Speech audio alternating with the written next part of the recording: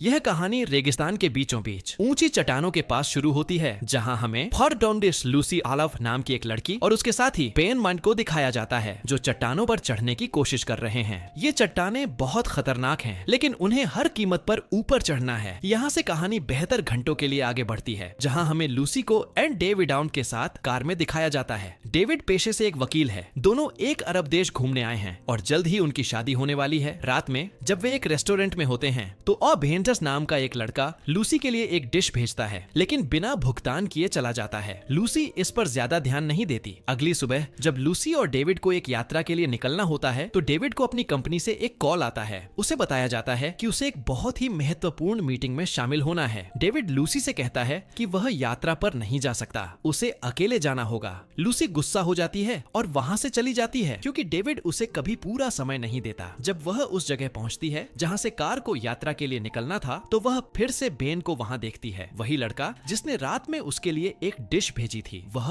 उसके पास जाती है। बेन उसे बताता है कि वह भी इस रेगिस्तान में घूमने आया है और वह एक ऐसी जगह जानता है जो बहुत रोमांचक है। वह लूसी से कहता है कि वह उसे वह जगह दिखाएगा, लेकिन लूसी मना कर देती है और उस कार में बैठ जाती है जिसमें उसे टूर समूह के साथ जाना था। उस कार में कई अन्य पर्यटक हैं जो ज्यादातर बुजुर्ग हैं। यह देखकर लूसी को लगता है कि उसे बेन के साथ एक खास जगह पर जाना चाहिए। वह कार से बाहर निकलती है और बेन की कार में बैठ जाती है। बेन उसे गाड़ी चलाने के लिए कहता है। एक लंबी यात्रा के बाद वे उस जगह पर पहुंचते हैं जिसके बारे में बेन ने बताया था। यह वास्तव में एक बहुत ही खूबसूरत जगह है, जहां से रेगिस्तान को दूर से देखा जा सकता है। वहां पहुंचकर लूसी को बहुत अच्छा लगता है, लेकिन जब सुबह उसकी आंख खुलती है तो वह देखती है कि बेन पैराशूट से नीचे कूद गया है। यह देखकर वह डर जाती है, क्योंकि अब उसे अकेले नीचे जाना है। बेन ने उसके लिए एक कार की चाबी और एक नोट छोड़ा है। उस नोट में लिखा है कि जब तक तुम नीचे नहीं आ जाती, मैं तुम्हारा इंतजार वहीं करूंगा। इसके बाद लूसी बड़ी मुश्किल से उन खतरनाक चट्टानों से नीचे आती है जहां बेन उसका इंतजार कर रहा होता है, लेकिन लूसी उस पर गुस्सा होती है, क्योंकि उसी की वजह से उसे देर हो गई थी। उसे इस समय तक डेविड के पास पहुंचना था। दूसरी तरफ डेविड को दिखाया जाता है जो उस पर्यटक कार तक पहुंचता है। उसे पता चलता है कि लूसी इस कार में नहीं आई है। यह जानकर वह बहुत चिंतित हो जाता है और लूसी को कॉल करने की कोशिश करता है, लेकिन उसका फोन कवरेज क्षेत्र से बाहर है। दूसरी तरफ बेन और लूसी को दिखाया जाता है जो रेगिस्तान की गहराई की ओर तेजी से बढ़ रहे हैं, लेकिन फिर उनकी कार का टायर रेत में फंस जाता है। दोनों बहुत कोशिश करते हैं, लेकिन कार बाहर नहीं निकलती। लूसी उसे कॉल करने की कोशिश करती है, लेकिन यह एक ऐसी जगह है जहां किसी भी मोबाइल में नेटवर्क नहीं है, इसलिए वह किसी से संपर्क नहीं कर पाती है। बेन लूसी से कहता है कि हमें यहीं रुकना होगा जब तक कोई हमारी मदद के लिए नहीं आता। हमें किसी का इंतजार करना होगा। लूसी कहती है कि मेरे पास ज्यादा समय नहीं है, हमें अभी यहाँ से निकल जाना चाहिए। बेन कहता है कि अभी यहाँ बहुत गर्मी है, एक बार सूरज डूब जाए तो हम यहाँ से निकल सकते हैं, लेकिन लूसी उसकी बात नहीं सुनती। वह जानती है कि डेविड उसका इंतजार कर रहा होगा, इसलिए वह अपना बैग और पानी की बोतल लेती है और अकेले रेगिस्तान में चली जाती है। बहुत दूर जाने के बाद उसे प्यास लगती है। वह अपना सारा पानी पी जाती है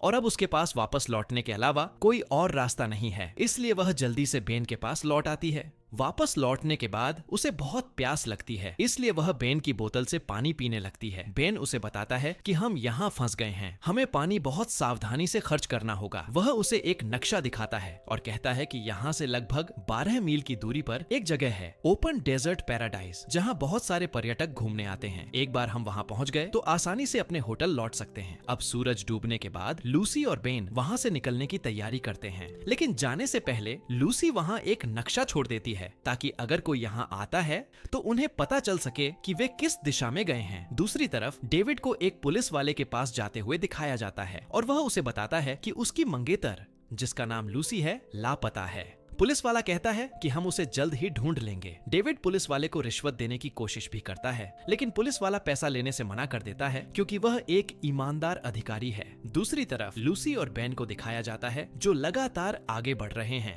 दोनों के विचार एक जैसे हैं, इसलिए वे कहीं न कहीं एक दूसरे को पसंद करने लगते हैं। वैसे भी डेविड ने लूसी को कभी समय नहीं दिया, इसलिए उसका मन उससे पूरी तरह ऊब चुका है। अब जब वे लगातार आगे बढ़ रहे होते हैं तो रेगिस्तान का एक तूफान आ जाता है, जिसकी वजह से उन्हें रात वहीं बितानी पड़ती है। सुबह जब उनकी आंखें खुलती हैं तो वे देखते हैं कि वे रेत की चादर के नीचे सो रहे हैं। लूसी उठती है और देखती है कि उनके सामने एक सड़क है जिस पर कारें जा रही हैं। यह देखकर वह बहुत खुश होती है। वह बेन को उठाती है और कहती है, हम पहुंच गए। दोनों खुशी खुशी सड़क की तरफ जाते हैं, लेकिन उनके वहां पहुंचने से पहले वे देखते हैं कि उन्हें देख नहीं पाता है। अब उनका पानी खत्म हो रहा है और दोनों पूरी तरह थक चुके हैं। लूसी बेन से पूछती है, क्या तुम पैराशूट से पार जा सकते हो? बेन कहता है, नहीं, अगर मैं पैराशूट से कूदा तो मैं सीधा खाई में गिरूंगा और मेरी जान भी जा सकती है। अब उन्हें समझ नहीं आ रहा है कि क्या करें। दूसरी तरफ डेविड को दिखाया जाता है, जो बेन के उस आदमी के पास पहुंचता है जो जानता है कि बेन कहां गया है। डेविड को पता चलता है कि लूसी बेन के साथ गई है। वह उस आदमी से अपने साथ आने के लिए कहता है,